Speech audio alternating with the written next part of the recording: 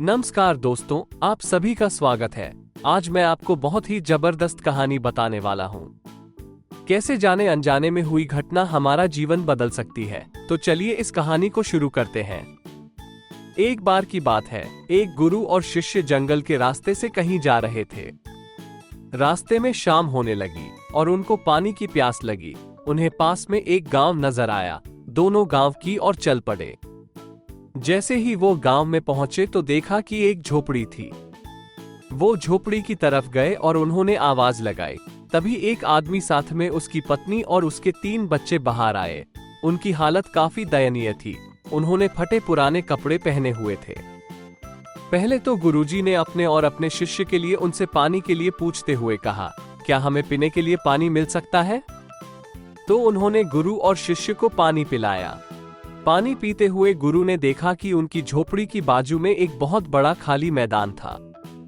गुरु ने आदमी से पूछा, ये जमीन किसकी है? उत्तर में उस आदमी ने कहा, गुरुजी, ये जमीन मेरी है। अब गुरुजी से रहा नहीं गया। उन्होंने आदमी से पूछा, ये जमीन तो खाली पड़ी है, अगर आप इसमें खेती नहीं करते तो फिर अपना जीवन यापन किस तरीके से चलाते हैं? तो उस आदमी ने कहा कि हमारे पास एक भैंस है और इस भैंस का दूध बेच करके पैसे कमाते हैं। इसी से हम आजीविका चलाते हैं। गुरु ने उनकी इस बात को ध्यानपूर्वक सुना। उनके बीच में कुछ देर तक बातचीत हुई, लेकिन अंधेरा हो चुका था तो उन्होंने यह निर्णय लिया कि आज की रात वो वहीं पर रुकेंगे। मध्यरात्रि के समय गुरु ने शिष्य से कहा, हमें इस भैंस को ले जाना होगा और इस भैंस को ले जाकर कहीं जंगल में छोड़ना होगा। तो शिष्य ने सोचा कि इस तरीके का गलत काम भला मैं कैसे कर सकता हूं? अगर मैं इस भैंस को लेकर के जाऊंगा तो यह आदमी बाद में अपना जीवन यापन कैसे करेगा? लेकिन गुरु का आदेश था।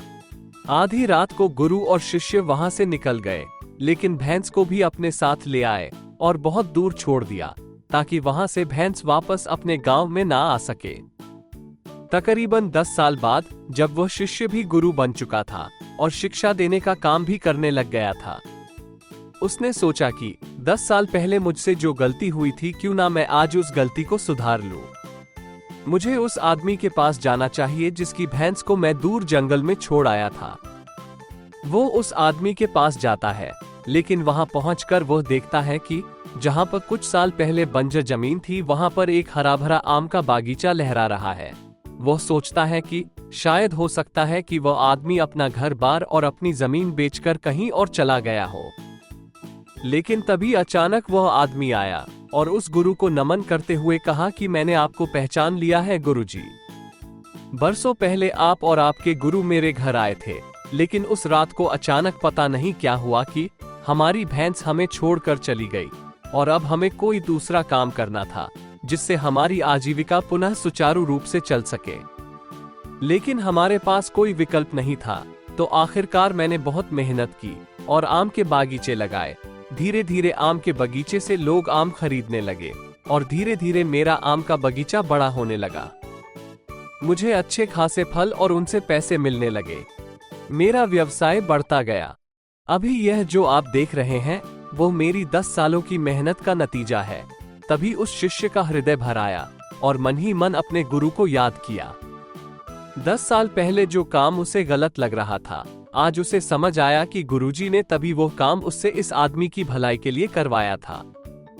तो दोस्तों, इस कहानी से हमें क्या शिक्षा मिलती है? क्या आपके जीवन में भी कोई ऐसी भैंस है जिसको आप नहीं छोड़ना चाहते हो और सिर्फ उसी से आप कमाई करना चाहते हो?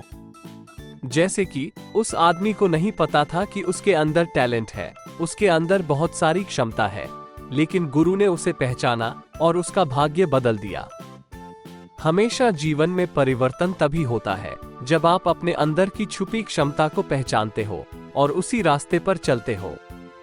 अपनी क्षमता को पहचानकर जी जान से अगर उसकी ओर कदम बढ़ाते हो तो जीवन में आपको सफलता जरूर मिलती है। अंत में यही कहूंगा, इस तरह की कहानियों का आनंद लेने के लिए हमारे साथ जुड़े रहिए। धन्यवाद।